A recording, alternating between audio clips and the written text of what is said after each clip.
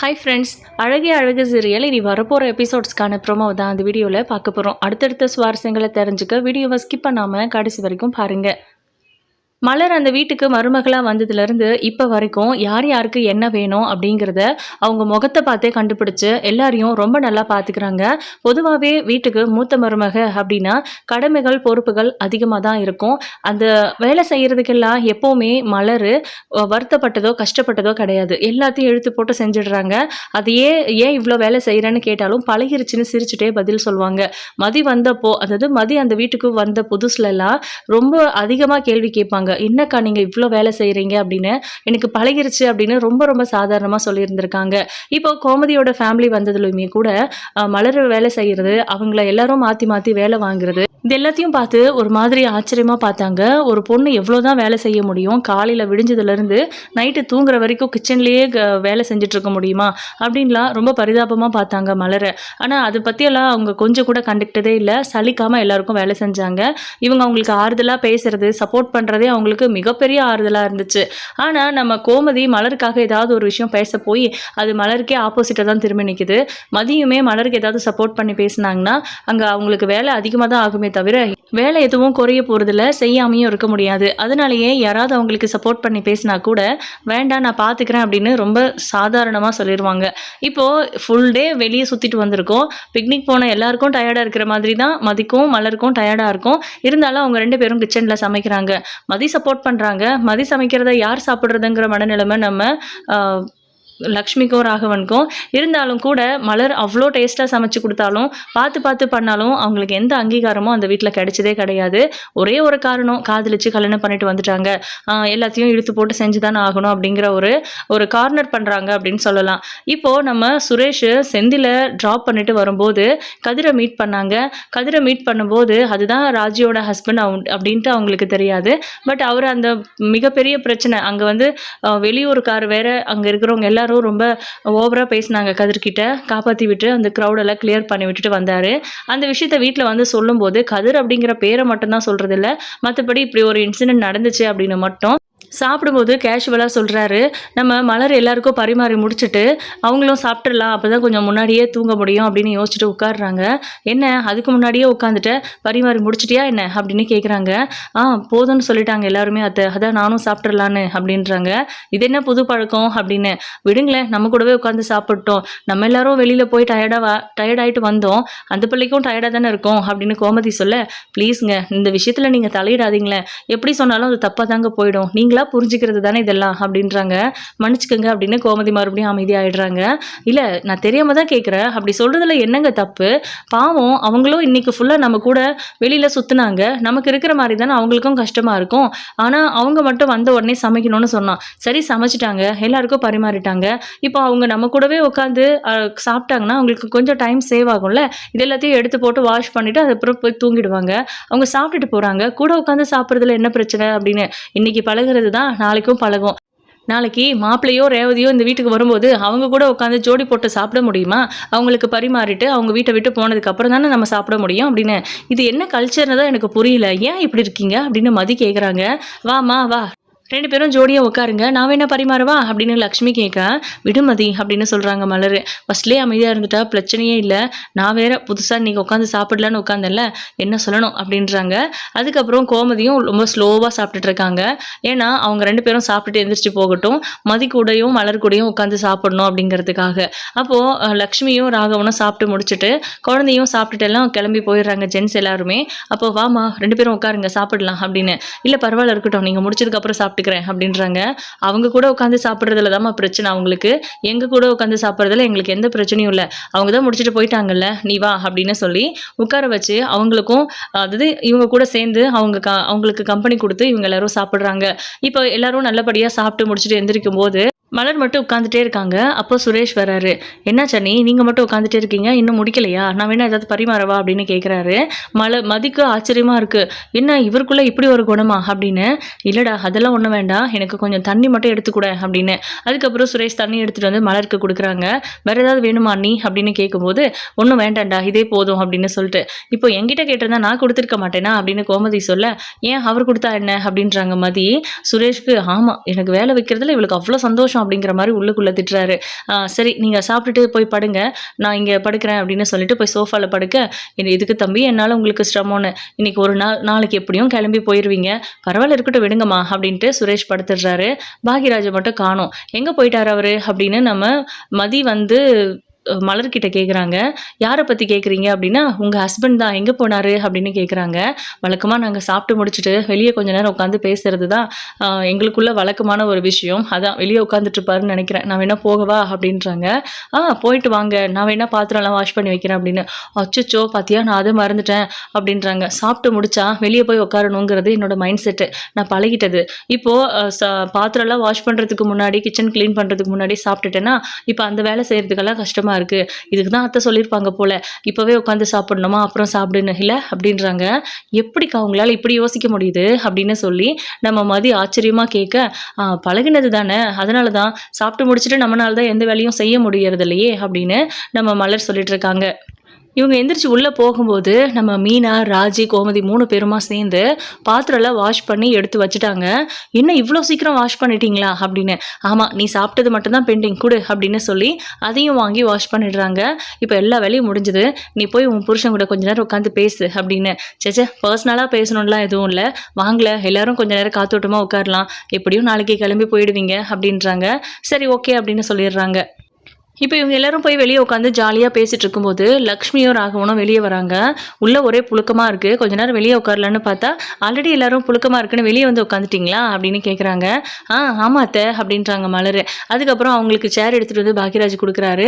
எல்லாருமா உட்காந்து கொஞ்ச நேரம் கதை பேசுகிறாங்க. இப்படி உட்கார்றது கூட நல்லா தான் இருக்குல்ல அப்படின்னு சொல்லி நம்ம லக்ஷ்மியே சொல்கிறாங்க. நல்லா இருக்கு அவங்க சொல்கிறது கூட. இப்போது நம்ம ராகவன் இருந்துட்டு, பேசாமல் நாளைக்கு எல்லாரும் குலதெய்வ கோயிலுக்கு போகலாமா அப்படின்னு கேட்குறாங்க. என்ன இது அடுத்த ட்ரிப்பா அப்படின்னு யோசிக்கிறாங்க எல்லாரும். இல்லை, நம்ம குலதெய்வ கோயில் இங்கே பக்கத்தில் தானே இருக்குது, ரொம்ப தூரம்லாம் ஒன்றும் கிடையாது, நம்ம போயிட்டு வந்துடுவோம் அப்படின்னு சொல்கிறாங்க. என்ன நீங்கள் ஒன்றும் நாளைக்கே ஊருக்கு போகலைல்ல அப்படின்னு கோமதி கிட்ட கேட்கும்போது, இல்லை நாளைக்கு நாங்கள் ஈவினிங் கிளம்பணும் அப்படின்னு சொல்கிறாங்க. சரி கோயிலுக்கு போயிட்டு வந்ததுக்கப்புறம் நீங்கள் கிளம்புங்க அப்படின்னு சொல்கிறாரு. என்ன மீனா, உனக்கு ஓகேவா அப்படின்னு கேட்டால் மீனாவும் சம்மதம் சொல்கிறாங்க. அதுக்கப்புறம் தங்கராஜ் மாப்பிள்ளைக்கு சொல்லலாம் அப்படின்னு ஃபோன் எடுக்கிறாங்க. ஆனால் அவர் இருந்துட்டு, நாளைக்கு எனக்கு முக்கியமான வேலை இருக்குது மாமா அப்படின்னு ஏற்றுறாரு. வரக்கூடாதுங்கிறதுக்காக வேணும்னே அப்படி சொல்கிறாரு. அப்போது சுரேஷ் இருந்துட்டு ஃபோனை வாங்கி, மாமா ப்ளீஸ் மாமா வாங்க, நீங்கள் இன்றைக்கி ட்ரிப்புக்கே வரலை, நாங்கள் உங்களை 2 பேரையுமே மிஸ் பண்ணோம், பிள்ளைங்களெல்லாம் மிஸ் பண்ணோம் அப்படின்னு சொல்கிறாரு.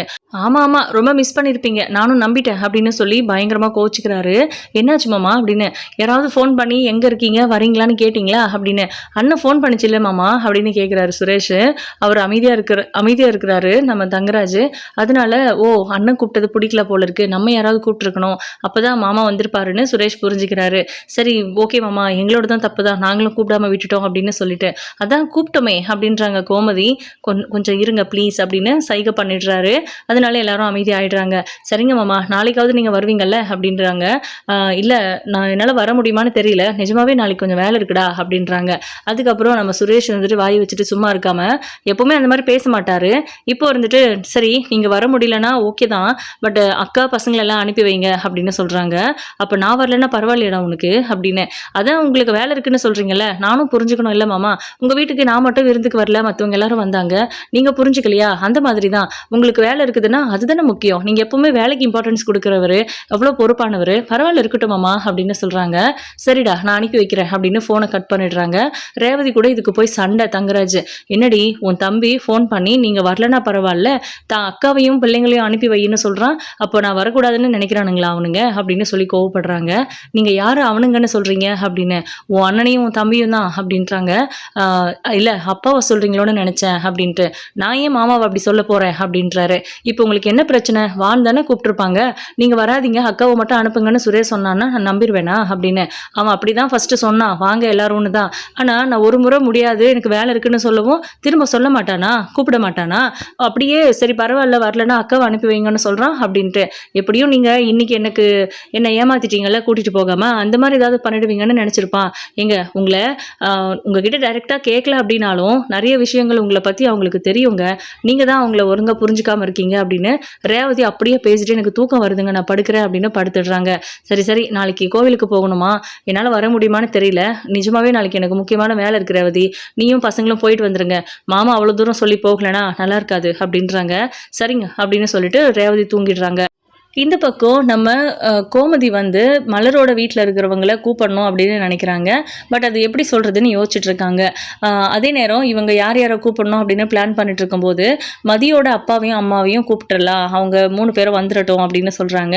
இல்லை தங்கச்சிக்கு காலேஜ் இருக்கா, வரமாட்டா அப்படின்னு சொல்ல, சரி அப்பாவும் அம்மாவும் வரட்டும் கூப்பிட்டுருங்க அப்படின்னு சொல்கிறாங்க. அப்போ கோமதியும் சும்மா இருக்காம வழக்கம் போல மலரோட வீட்டில் இருக்கிறவங்கள நீங்கள் கூப்பிடவே இல்லையே, அவங்களும் உங்கள் சம்மதி தானே, பேசாமல் நீங்களே ஃபோன் பண்ணி சொல்லிடுங்க அப்படின்னு சொல்லி நம்ம மலர்கிட்ட ஃபோனை வாங்கி அவங்ககிட்ட கொடுத்துருந்தாங்க. லைனில் தான் இருக்காங்க, கூப்பிட்ருங்க அப்படின்னு சொல்லி கோமதி ஃபோனை கொடுத்துட்றாங்க. அப்போ லக்ஷ்மி இருந்துட்டு, நாளைக்கு குலதெய்வ கோயிலுக்கு போகிறோம் குடும்பமாக, நீங்களும் வந்துருங்க அப்படிங்கிற மாதிரி சொல்கிறாங்க. நான் மலர்கிட்ட ஃபோனை கொடுக்குறேன் அப்படின்னு கொடுத்துட்றாங்க. மலருக்கு பயங்கர சந்தோஷம். என்ன இவங்க வான்னு கூப்பிட்டுட்டாங்க, பேசுனது கூட இல்லை, வீட்டுக்கு வந்தால் கூட பேச மாட்டாங்க அப்படின்னு. எப்படியும் மாப்பிள்ளை வரமாட்டாரு, ரேவதி மட்டும்தான் வருவா அப்படிங்கிற தைரியத்துல தான் இவங்களும் கூப்பிட்டுருக்காங்க. ஃபைனலி எல்லாமே ஃபிக்ஸ் ஆகிடுச்சு. நாளைக்கு காலையில் குலதெய்வ கோயிலுக்கு போகிறோம், போயிட்டு வந்ததுக்கப்புறம் கோமதி எல்லாரும் அவங்க கிளம்புறாங்க அவங்க ஊருக்கு அப்படிங்கிற மாதிரி. இந்த பக்கம் பார்த்தீங்கன்னா நம்ம மலர் கிச்சனில் ஒரு ஓரமாக நின்றுட்டு இருக்காங்க. பாக்கியராஜ் எல்லா இடத்துலையும் தேடி பார்த்துட்டாரு. இந்த நேரத்தில் அவள் கிச்சனில் இருக்க மாட்டா அப்படின்னு நினச்சிட்டு இருக்காரு. கோமதி வந்து தண்ணி எடுக்கவோ என்னமோ கிச்சனுக்கு போகும்போது பார்த்துட்டு, என்னம்மா இங்கே நின்று அழுதுட்டு இருக்க அப்படின்னு. நான் அழுகலை, சந்தோஷமாக இருக்கேன் அப்படின்னு சொல்கிறாங்க. என்னாச்சு மலர், வா இப்படி அப்படின்னு வெளியே கூட்டிகிட்டு வராங்க ஹாலுக்கு. அப்போது பாக்கியராஜும், என்ன இங்கே தான் இருந்தாளா அப்படின்னு. ஏன் அப்படின்னு கேட்குறாங்க. இல்லை நான் ரொம்ப நேரமாக அவளை தேடிக்கிட்டு இருக்கேன், ஆளை காணும்னு நினச்சி, ஆனால் இங்கே தான் இருக்கா அப்படின்றாங்க. ஆமாம், கிச்சனில் ஒரு ஓரமாக நின்று அழுதுட்டு இருந்தா, என்னன்னு கேட்டால் நான் சந்தோஷமாக இருக்கேன்னு சொல்கிறா அப்படின்னு. உடனே நம்ம மலர் கோமதியை ஹக் பண்ணி, இது வரைக்கும் இந்த வீட்டில் இருக்கிற யாருமே எங்கள் அம்மாவை மதித்து பேசினதே கிடையாது, இதுக்கு முன்னே அவங்க இங்கே வந்தப்போ பெரிய பிரச்சனையாயே சுரேஷ் அப்புறம் இவரோட மாமா ரேவதியோட புருஷன் அவங்க 2 பேரும் சேர்ந்து நிறைய அடிச்சுட்டாங்க என் தம்பியை, பெரிய பிரச்சனை ஆயிடுச்சு. அவங்க இங்கே வரவே கூடாதுன்னு நினச்சாங்க. எங்கள் மாமனரோட பர்த்டேக்கு அவங்க வந்தப்போ அந்த மாதிரி இருக்கும்போது அவங்களே ஃபோன் பண்ணி குலதெய்வ கோயிலுக்கு போகலாம் வாங்கன்னு கூப்பிட்டாங்கன்னா அது நீங்கள் சொன்னதுனால தான் நடந்துச்சு, உங்களால தான் நடந்துச்சு, ரொம்ப தேங்க்ஸ் அப்படின்னு சொல்லி ஹக் பண்ணி அழ ஆரம்பிச்சிடுறாங்க. உடனே நம்ம கோமதி இருந்துட்டு, விடுமா எதுக்குமா இப்படியெல்லாம் பண்ணிட்டு இருக்க அப்படின்னு சொல்லி சமாதானப்படுத்துகிறாங்க. இது வரைக்கும் நடக்காத ஒரு விஷயம் நடந்திருக்குன்னா அதுக்கு சந்தோஷமா இருக்கும்ல, அதனால தான் அவ உங்ககிட்ட தேங்க்ஸ் சொல்றா அப்படின்னு பாக்கியராஜன் சொல்றாரு. இதுக்கு நீயாவது ஏதாவது ஸ்டெப் எடுக்க மாட்டியாப்பா, அது எப்படிப்பா சம்மந்தி வீட்டுக்காரங்களை இப்படி அவமானப்படுத்த முடியுமா அப்படின்னு கேட்குறாங்க. இல்லை நான் இதுக்கு மேலே நீங்கள் சொன்ன மாதிரி பேசுகிறேன், அதை எப்படி சரி பண்ணுறதுன்னு யோசிக்கிறேன் அப்படின்றாங்க. மலருக்கு ரொம்ப சந்தோஷமா இருக்கு. இப்போ இங்கே பார்த்தீங்கன்னா சுரேஷ் கிட்ட அவங்க வீட்டில் இருக்கிறவங்களுக்கு சொல்லிட்டாங்களா, அதாவது மதியோட வீட்டில் இருக்கிறவங்களுக்கு சொல்லிட்டாங்களா அப்படின்னு கேட்கறதுக்காக அங்கே போனால் நம்ம சுரேஷும் மதியும் ஹக் பண்ணிட்டு நிற்கிறாங்க. பயங்கர ஷாக் இவங்களுக்கு, என்ன நடக்குதுங்க அப்படிங்கிற மாதிரி சவுண்டு விட்டுட்டு உள்ளே போகிறாங்க. அப்போது அவங்க கேஷுவலாக நிற்கிறாங்க. என்னாச்சு அப்படின்னு மதி கேட்கும்போது, ஒன்றும் இல்லை, உங்கள் வீட்டில் இருக்கிறவங்களுக்கு சொல்லிட்டீங்களா, அப்புறம் அத்தை என்கிட்ட தான் கோச்சுப்பாங்க, நீயாச்சும் ஞாபகப்படுத்த மாட்டியான்னு அப்படின்றாங்க. தப்பான நேரத்தில் வந்துட்டேன் போல இருக்கு அப்படின்னு. சேச்சே அதெல்லாம் ஒன்றும் இல்லை, எங்கே அம்மா கோமதி அம்மா எங்கே இருக்காங்க அப்படின்னு கேட்குறாங்க. வருவாங்க, அவங்க கிச்சனில் இருக்காங்க அப்படின்னு சொல்லிட்டு உடனே இப்போவே கால் பண்ணி சுரேஷாவே கூப்பிட சொல்கிறாங்க. இல்லை மதியை கூப்பிட்டோம் அப்படின்றாங்க.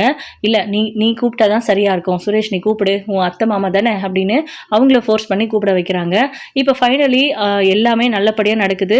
நம்ம சுரேஷே ஃபோன் பண்ணி கூப்பிட்டதில் மதிக்குமே ரொம்ப சந்தோஷம். ஒருத்தர் அவங்க நல்லா புரிஞ்சுக்கிட்டாங்க. இந்த ட்ரிப்லையாக இருக்கட்டும், அவங்களோட லைஃப்பில் இனி எந்த பிரச்சனையும் இருக்க போகிறதில்ல அப்படின்னு நினச்சி மலருமே ரொம்ப சந்தோஷமாக இருக்காங்க.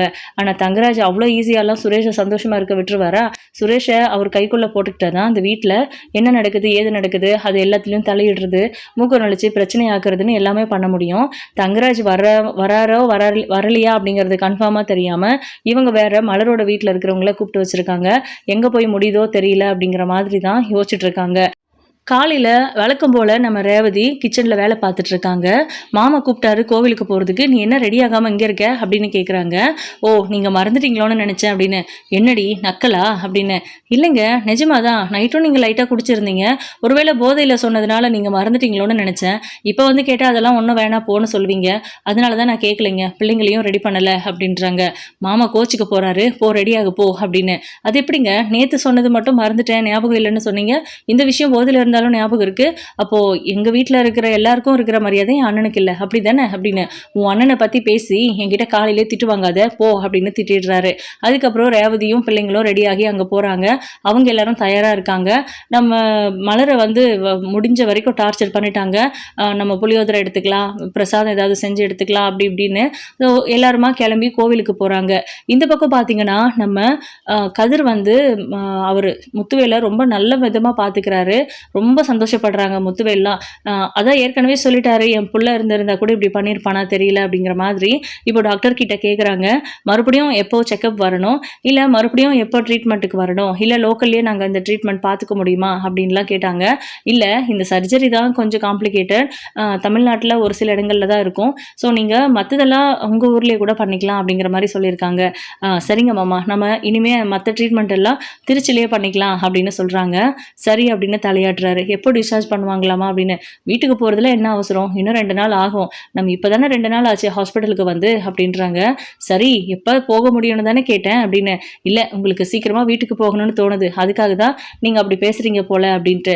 அப்போது கதிருக்கு வந்து ஒரு விஷயம் ஞாபகத்துக்கு வருது. உடனே நம்ம டாக்டர் கிட்ட போய் கேட்குறாங்க, டாக்டர் நீங்கள் இன்றைக்கே டிஸ்சார்ஜ் பண்ண முடியுமா, இல்லாட்டினா நாளைக்கு ஈவினிங் டிஸ்சார்ஜ் பண்ண முடியுமா அப்படிங்கிற மாதிரி கேட்குறாங்க. என்னாச்சு திடீர்னு அப்படின்னு கேட்குறாங்க. அட்லீஸ்ட் நாளன்னைக்கு காலையில் நாளன்னைக்கு மதியம் அந்த மாதிரி தான் பண்ண முடியும், அது வரைக்குமாவது இருக்கணுமே அப்படின்றாரு டாக்டரு. இல்லை ஒரு எமர்ஜென்சி அதனால தான் அப்படின்றாங்க. சரி நான் டிஸ்கஸ் பண்ணிட்டு சொல்கிறேன் அப்படின்னு இருக்காங்க. இங்கே முத்துவேல் கிட்ட வந்து கதிர் இந்த விஷயத்த சொல்கிறாங்க. நம்ம ராஜியோட எக்ஸாம் விஷயமா இங்கே வந்திருக்கோன்னு அத்தை கிட்ட சொல்லியிருக்கோம். அவங்க அந்த நினைப்பில் இருப்பாங்க. இப்போ நம்ம வீட்டுக்கு போகும்போது ராஜி எல்லாம் இன்னைக்கு இல்லை நாளைக்கு காலையில் கிளம்பிடுவாங்க.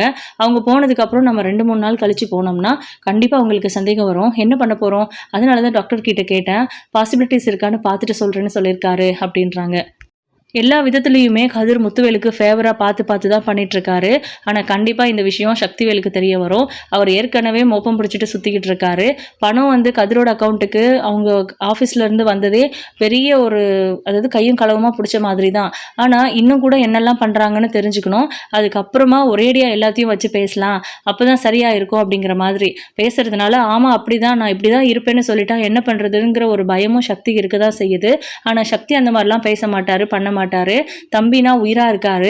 என்னதான் இருந்தாலும் தம்பிக்கு இந்த விஷயம் தெரிஞ்சா காயப்பட்டுருவான், கஷ்டப்பட்டுருவான்னு நினைக்கிறாருங்கிறதெல்லாம் அவருக்கு தெரியாது இல்லையா.